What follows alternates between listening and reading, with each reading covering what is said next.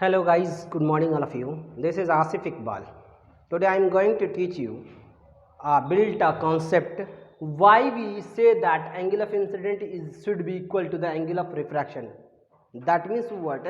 For the condition of minimum deviation, we say that angle I is equal to angle E, that means emergent angle, and angle r is equal to r dash, जैसा कि इसमें हम बोले थे, क्योंकि वादा किए थे कि अमूमन कोई बताता नहीं है इस चीज़ को, या ना ये चीज़ एग्जाम के व्यू से इंपॉर्टेंट नहीं है, बस जानने के लिए इंपॉर्टेंट है कि सर क्यों होता है, कैसे होता है। मतलब क्या हुआ कि जो हम लोग कंडीशन जो लिखते हैं ना, उसका प्रूफ क्या है, क्या तथ्य है जिसकी वजह से आप बोल रहे हैं।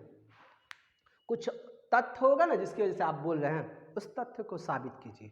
तो हम लोग देखते हैं, बहुत ही आसान चीज़ है, ये टफ चीज़ नहीं है, थोड़ा सा मैथ का बेसिक कॉन्सेप्ट इस्तेमाल करना है, उससे ज़्यादा कॉन्सेप्ट इस्तेमाल नहीं करना। सर सबसे पहले क्या लिखे थे सर कि सर पहला कंडीशन मान लिए थे क्या चीज़ कि सर हमारे पास आया था क्या, angle r plus angle r dash is equal to angle A. ये पहला इक्वेशन लिखे थे प्रीवियस।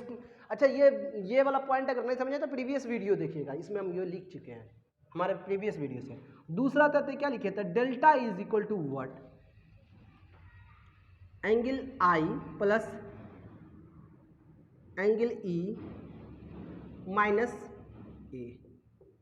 ये हमारा सेकेंड तथ्य लिखे थे। अब आते हैं हम लोग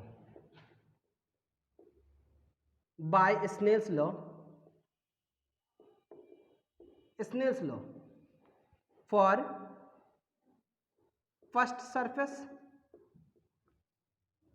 and for second surface. Topic बहुत ही आसान है, सिर्फ हम लोग को समझना होता है। फर्स्ट सरफेस और सेकेंड सरफेस में सर फर्स्ट सरफेस क्या बोलता है, sine angle i by sine angle r. देखिए तो साइन एंगल और आर यही ना बराबर एक what sir, mu two upon mu one. Sir here mu two is equal to mu one is equal to one. That means what, we can write as sine angle i is equal to what, mu into sine angle r. I hope आप लोग को समझ में आ रहा होगा। इसी तरह से सेकेंड सरफेस में आते हैं सर, तो ये वाला मेरा एंगल ऑफ इंसिडेंट कहलाएगा क्योंकि ऐसे जा रहा है, ये वाला मेरा एंगल ऑफ, तो हम लोग क्या लिखेंगे, sine angle i by sine angle r बराबर mu two by mu one. इसको हम लोग समझना है, इसी बात को समझना है। तो सर ये एंगल ऑफ इंसिडेंट यहाँ पे क्या कहलाएगा, आर डैश, और ये एंगल ऑफ रिफ्रैक्शन कौन कहलाएगा, एंगल ई, और ये म्यू टू क्या कहलाएगा, ये वन, और ये वाला जो चीज़ है वो म्यू। तो सर हम लोग लिख सकते हैं कि sir sine angle r dash by sine angle e is equal to what, one by mu. So हम लोग लिख सकते हैं कि sir sine angle e is equal to what, mu into sine angle r dash. I hope आप लोगों को समझ में आएगा। इस दोनों इक्वेशन में आप लोगों को कोई डाउट नहीं हुआ होगा। हमारे पास टोटल कितना इक्वेशन बन गया, चार इक्वेशन। इस चारों इक्वेशन को हम लोग यूज करेंगे और बना लेंगे सवाल को। चारों इक्वेशन को यूज करते हुए सवाल को बनाना, क्योंकि अब हमारे पास क्या है कि इस डायग्राम का औचित्य नहीं है, कोई जरूरत नहीं है। जरूरत होता तो फिर हम लोग लिखते हैं। अब क्या करते हैं, for minimum deviation, sir minimum deviation कब होगा, याद करो अगर हम लोग 11th क्लास पढ़ेंगे तो सबसे पहले डिफरेंशिएशन पढ़ाया गया होगा, और डिफरेंशिएशन में क्या बताया गया होगा कि अगर डिफरेंशिएशन उस क्वांटिटी का जीरो हो जाएगा तो वो मैक्सिमम और मिनिमम पॉइंट देगा। क्योंकि हम लोग मिनिमम पॉइंट जानना चाह रहे हैं, तो सर इस क्वांटिटी का differentiation should be what, zero. मतलब differentiation of delta with respect to angle i should be what, zero. कोई दिक्कत, हेयर ए और ए जो है क्या मेरा, ए कांस्टेंट है, इससे ज्यादा तो कुछ हो नहीं रहा। अब आते हैं हम लोग, अब यहां पे से जो आते हैं तो हम लोग क्या करते हैं सर, पहले तो कहते हैं कि डिफरेंशिएटिंग द इक्वेशन फर्स्ट, पहले वाले इक्वेशन को डिफरेंशिएट कर देंगे।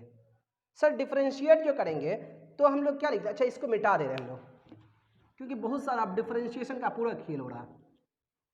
एक भी ज़रा नहीं, डिफरेंशिएशन के बिना अगर इसको हम लोग चलेंगे तो नहीं बना पाएंगे।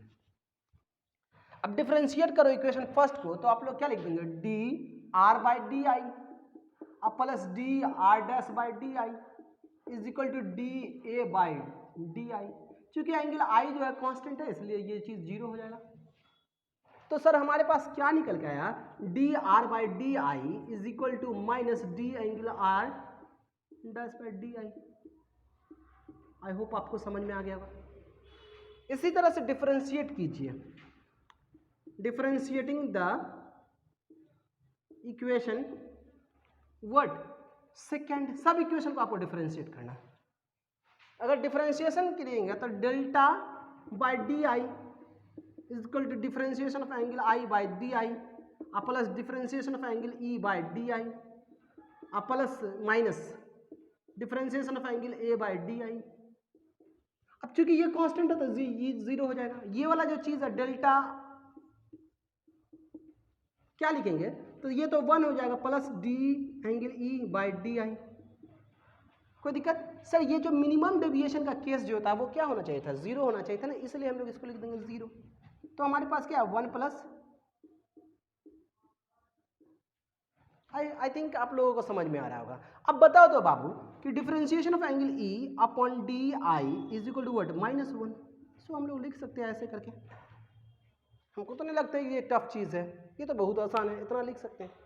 अब क्या करते हैं सर, सबको तो डिफरेंशिएट किए हैं, अब क्या करते हैं इक्वेशन, इस चीज़ को अब तो ज़रूरत नहीं है ये सब चीज़ का। तो हम लोग जो जो चीज़ का काम हो चुका है, चूँकि इस बोर्ड तो एक ही है उसी पे हम लोग को काम करना है ना, तो हम लोग देखते हैं आप लोग। अब किसको डिफरेंशिएट करेंगे सर, डिफरेंशिएशन इसको कीजिए, डिफरेंशिएशन द इक्वेशन थर्ड को डिफरेंशिएट कीजिए। तो आप क्या लिखिएगा, differentiation of sine angle i with respect to d i. Mu तो कांस्टेंट होता है तो म्यू बाहर ही निकाल दो, पहले ही निकाल दो। Differentiation of sine angle r by d i. अब इसको डिफरेंशिएट करेंगे तो देखो, तो differentiation of sine theta is equal to cos angle i. यहाँ पे बाहर म्यू निकाल दिए हैं, और चूंकि ये डिफरेंशिएशन है किसका, साइन एंगल आर, तो हम लोग को चेन रूल लगाना होगा angle are.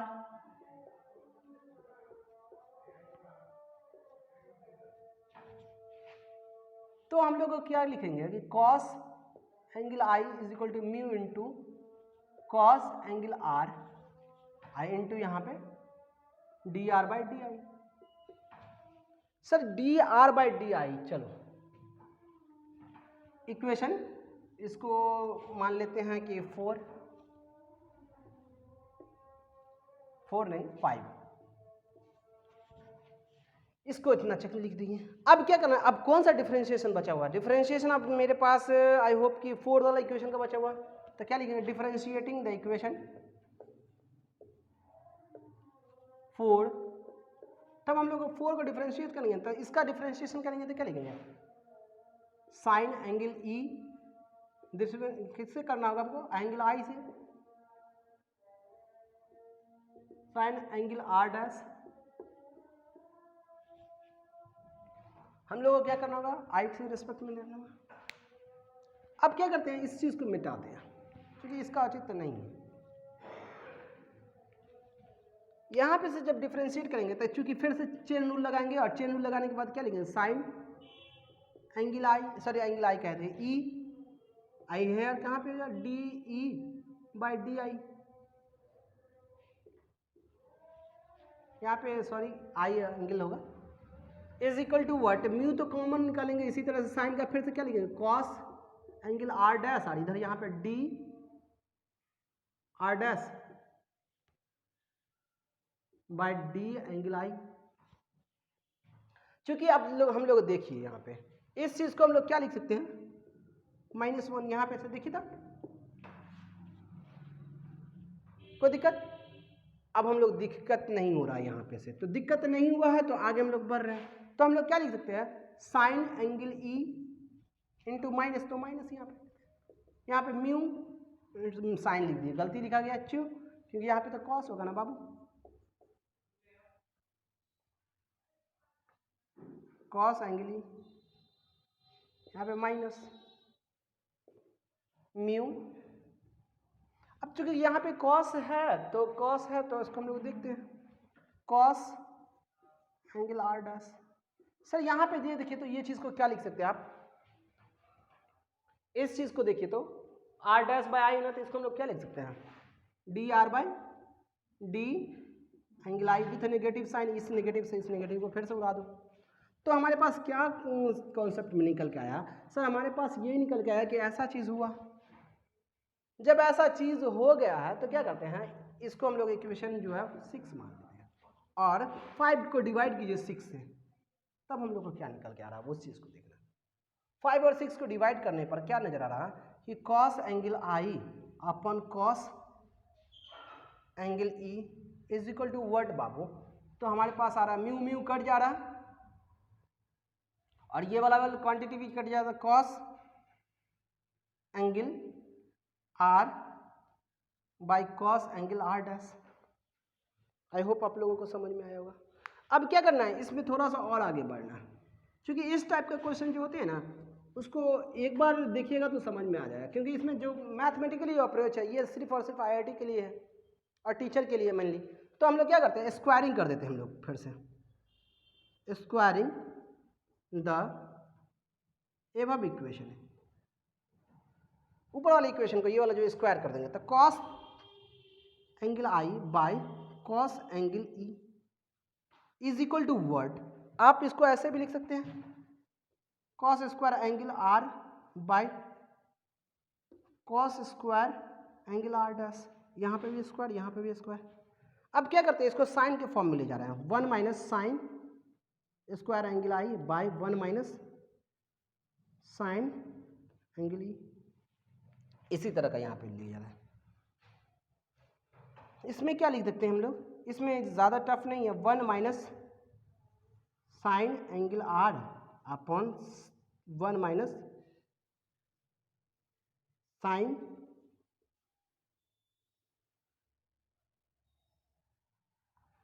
Angle r dash squaring में।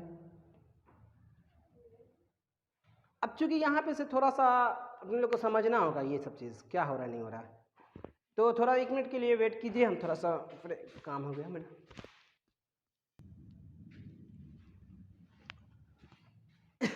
हेलो गाइस, तो ये वीडियो बड़ा ना बन जाए इसलिए थोड़ा सा पॉज किए थे, क्योंकि देखो बाबू मल्टीप्लाई कर रहे, यहाँ तक तो हम लोग समझ के गए थे कि ऐसे किए थे, स्क्वायरिंग किए थे, उसके बाद हम लोग यहाँ पे क्या कहते हैं, तो इसका हम लोग स्क्वायर वाला प्रॉपर्टी होता है, ये चीज़ हम प्रॉपर्टी दोनों तरफ लगा दिए।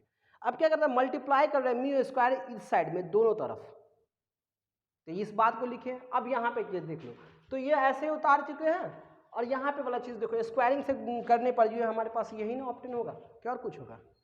अब ये चीज़ ऑप्टेन हो जाएगा तो क्या करते हैं हम लोग यहाँ पे वही चीज़ लिखी है। अब हम लोग के पास एक कंपोनेंटो एंड डिविडेंडो रूल होता है sir, A by B is equal to अगर सी बाई डी होगा वो बराबर क्या होगा, सी माइनस ए और बी माइनस डी वाला चीज़ होता है सर। तो क्या करते हैं कि सर सी को तो वैसे ही रहने दिए हैं, उसमें से माइनस कर दिए ए को, तो ई वाला चीज़ को उधर माइनस किए, ई वाला चीज़ को उधर माइनस किए। तब हम लोग के पास ऐसा चीज़ है तो क्या करते हैं, ई वाला क्वांटिटी को, ये वाला क्वांटिटी को और ये वाला क्वांटिटी को एक साथ रख लिया, बाकी अलग एक अलग साइड में कर दिया। चूंकि हम लोग पहले ही पढ़ चुके थे स्नेल्स लॉ में ये चीज़ होता है और स्नेल्स लॉ में यही चीज़ पढ़ चुके थे, तो सर एंगल आई वाला जो चीज़ है स्क्वायरिंग करेंगे तो ये किसके बराबर हो जाएगा सर, तो स्क्वायरिंग करेंगे तो mu square into sine square angle r. देखिए तो सर ये वाला क्वांटिटी ये वाला क्वांटिटी से काट देगा, इसी तरह से ये वाला क्वांटिटी ये वाला क्वांटिटी को काट देगा। तो अपने पास क्या बचा सर, तो हमारे पास बच जाता है 1 minus sine angle i upon squaring में वो 1 माइनस साइन एंगल स्क्वायरिंग में e is equal to word. Sir ये दोनों बचा हुआ तो ये दोनों बच के कट गया तो 1। अब समझ पा रहे हैं कि नहीं। अब इस चीज़ को जब समझ गया पूरी तरीके से तो फिर हम लोग आगे बढ़ रहे हैं। तो सर ये चीज़ जो समझे हैं तो इसमें क्या करते हैं कि अपने लोग जो है इस चीज़ को बहुत ही टफ में से आता है, ये सिलेबस में नहीं है, तो चल ये वाला चीज़ को क्या करते हैं इधर गुना कर देते हैं, तो 1 minus sine square angle i बराबर 1 minus sine square angle e. अभी क्या वन से वन कैंसिल, माइनस से माइनस कैंसिल, तो क्या बचा बाबू, sine square angle i is equal to sine square angle e. Sir देखो तो आप कुछ नजर आ रहा है, एंगल आई बराबर एंगल ई। क्लियर हो रहा, यही ना प्रूफ करना था। और देखते हैं हम लोग क्या करना था, और क्या करना था सर, अपने लोग को ये एंगल आर और इसमें भी आर डैश में भी हम लोग को सोचना था, आर और आर डैश में। सर इसमें अगर हम लोग देखेंगे दोनों को डिवाइड कर देते हैं, इसी दोनों इक्वेशन को, sine angle i upon sine angle e बराबर mu sine angle r upon mu sine angle r dash, दोनों को डिवाइड कर दो जल्दी से। तो ये चूंकि एंगल आई के बराबर हो गया है तो ये भी पूरा कर जाएगा। तो हमारे पास क्या नज़र आया सर, कि हमारे पास नज़र ये आ गया कि sine angle r is equal to sine angle r dash, इससे में हम लोग angle r is equal to angle r dash. I hope आपको समझ में आ गया। गाइज ये जान लो कि ये टॉपिक जो है एग्ज़ाम में नहीं पूछता है, इसको बस ज़हनी तौर से तैयार करने के लिए कि हम जानते हैं, ये सब टीचर को चेक करने के लिए होता है। क्योंकि हम लोग जब भी इंटरव्यू वगैरह देने जाते हैं तो वहाँ पे हम लोग से क्वेश्चन आस्क किया जाता है कि हाँ बताओ ये कैसे होता है, क्यों, क्या प्रूफ कर सकते हैं। अगर प्रूफ कर देते हैं तो सब आपको सिलेक्शन हो जाता है, नहीं तो फिर आप भाई ओल्ड टीचर की तरफ है। तो सर इतना चीज़ आप अपना जल्दी से कीजिए, समझिए, फिर भी डाउट लगे तो फीडबैक दीजिए। चलो ओके, थैंक यू।